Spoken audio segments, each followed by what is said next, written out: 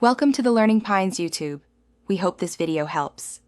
In this video, I will explain how to remove a Lexus RX 350 dashboard. First, prioritize safety by disconnecting your vehicle's battery and waiting at least 6 minutes before proceeding.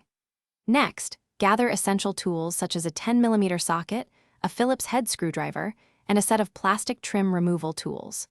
Finally, move your shifter into the neutral or drive position. This provides crucial clearance for accessing console components. Now, let's begin by carefully prying off the side cover of your center console using a plastic trim tool to avoid damage. Once that's clear, gently pull the radio trim straight back to release its clips. Remember to disconnect any electrical connectors attached to these panels.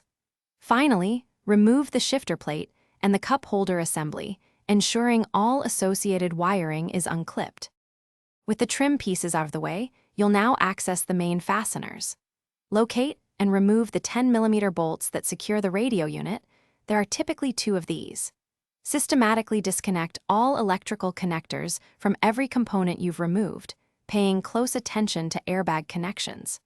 Proceed to remove any remaining screws and bolts that hold the lower dash panels in place, often found behind hidden covers. You're almost there.